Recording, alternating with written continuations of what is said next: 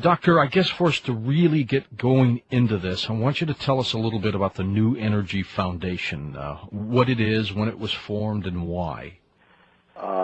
We wanted to raise money so that we could give money away in the form of research grants to inventors and scientists who are doing critically needed research, because certainly the government is not, certainly the Department of Energy is not funding it. There have been some military quasi-surreptitious givings of money for the low-energy nuclear reactions area, but there's really nothing being spent by the government. So we at New Energy Foundation do get a pool of money, are in the process of trying to assemble that so that in the initial stages we could hopefully reach something on the order of $500,000 a year to be given away, awarded to specific recipients who merit this.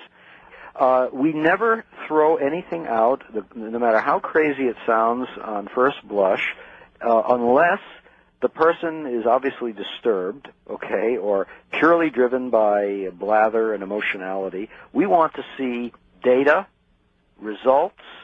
We can sometimes agree to a situation where we get a black box, as it were, where we are not allowed to look inside, but we can evaluate its performance, the input and the output, the weighing of it, and making sure that some truly incredible performance is occurring. That rarely happens, by the way, because most inventors, a lot of inventors, either will not share with us their work. They won't even let us test it, in which case, forget it. Yeah, exactly. It's got to be tested. We have wasted a lot of time with people who just, we're on very thin ice to begin with, okay? Mm-hmm. Quite damaging. And now, after many years of the School of Hard Knocks, we know what's real when we see it and test it, and what's not real. Have you had some intriguing people come in?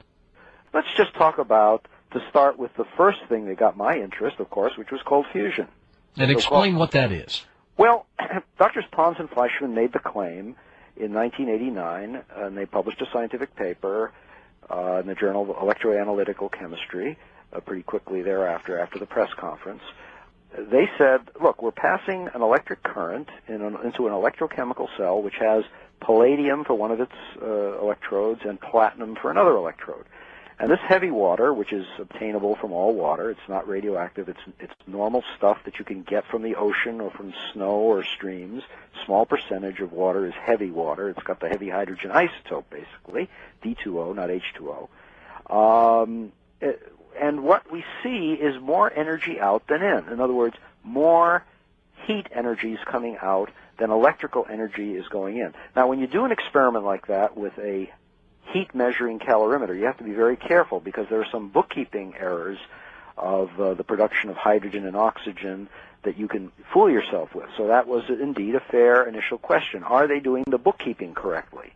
And they were world-class electrochemists. They knew about those bookkeeping possible errors, but they had obviously checked that out very carefully before they made their announcement. And they found that the amount of heat coming out, even though it was relatively speaking a small excess percentage, but when it persisted over many, many days, weeks, and months even, that you add it up, and it basically told them there's some kind of energy source in here. We don't know exactly what it is, but it's not standard chemistry. It looks to us like a nuclear source, and they had some other evidence, radioactive tritium that was produced, and some what they believe to be neutron emissions that they correlated to some extent, not in the conventional fusion reaction, but some new kind of fusion reaction.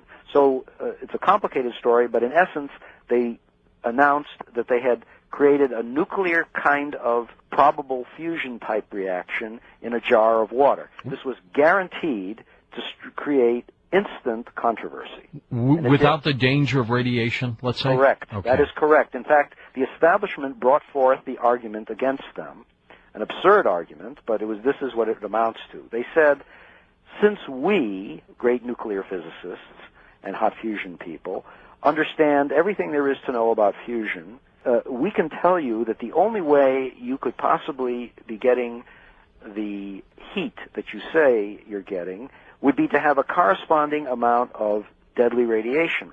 Since you're alive, your results, your measurements must be wrong.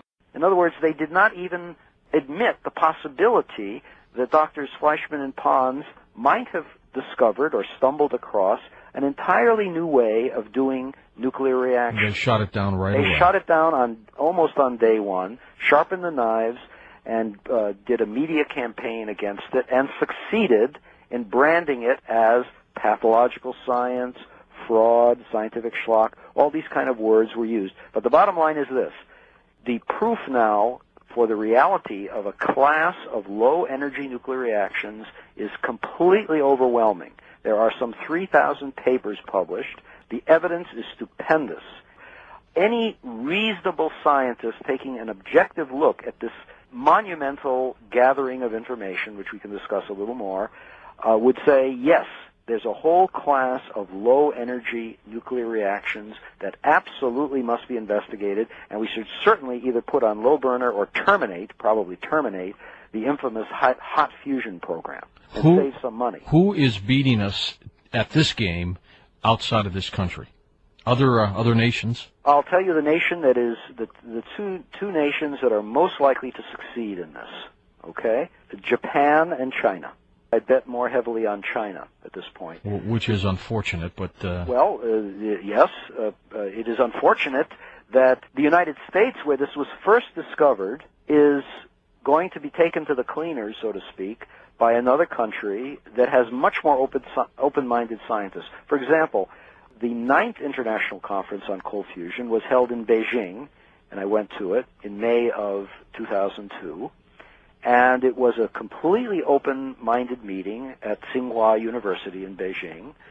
Scientists from around the world came, from Italy, Russia, France, Israel. Now, Israel, by the way, is a player in this. A very good, strong private company within Israel is doing this work. I'm very happy to say that. And China had its physics societies formally sponsoring this meeting. And there's no blood in the streets in China as far as the issue of cold fusion. They don't kill each other over it. But the point is, there's an open-mindedness to new technological and scientific ideas, and the Chinese people obviously are very smart. They produce very high-quality products. And when they see an opportunity here, there is absolutely no doubt in my mind that when this technology reaches a critical stage, and it may well do that in the coming years, it's still having trouble making very reliable, robust systems, but it is absolutely real nonetheless. When they find a way to make it robust and real, they'll take off like a rocket with this. Now, what are the applications for cold fusion in practically for all of us if this thing gets out? Essentially anything. Any area of energy technology that can be imagined could be replaced by cold fusion. You could heat your houses. You could run your cars. Houses, electricity, rocket propulsion, many things. Here's the bottom line. In a gallon of water, this is an approximation because my viewpoint on this is that the cold fusion theorists, even the mainline cold fusion theorists, don't really understand the process very well at all. In fact, I think they're going, generally speaking, in the wrong direction. They're doing good work on experiments, but the theoretical foundations that they're doing have some serious problems and is causing the field to be retarded. But 1 gallon of water has in it 1/6700th of that water has molecules that contain the heavy hydrogen isotope called deuterium. Okay. Hydrogen with 1 extra neutron in its nucleus. All right. And when you fuse 2 deuterium nuclei together to make helium, I'm not saying that's how it happens at the surface of palladium, or in palladium, but when that happens, you do get a certain amount of energy release that in the case of this type of reaction doesn't produce deadly gamma rays, but produces instead heat. All right? The amount of heat in 1 gallon of water, I'm talking ordinary water now from the ocean. I want to be real clear to your listeners. Just scoop it right up. Okay. Just the ordinary water from the ocean, the lake, the brook, the snow, anywhere from your local from your grocery tap. store. Okay. Okay. 300 gallons of gasoline equivalent. My, oh my. And it's... Keep that that number. If any listener today, 300. your program remembers anything of what I'm saying, please remember that one number, that in the United States, a discovery that was made that was announced in 1989, ridden out of town with ridicule, so to speak, by the U.S. Department of Energy and its idiotic academic slaves, as it were. Well, 2 gallons of water might last you an entire year if you drive 18,000 miles, for example. Oh, of course. If you're getting 30 miles to a gallon... No, right. Energy would be free. Energy would be free for all practical purposes. Ah, but that's why it's not out there, Eugene. Well, of course, they will have to tax it. And even if we had cold fusion devices tomorrow, I assure you that the government would find some way of taxing it, because they would have to find some way of continuing the support, of course, to keep up the interstate highway system. I would still pay the same money I'm paying for gasoline, which I think is outrageous.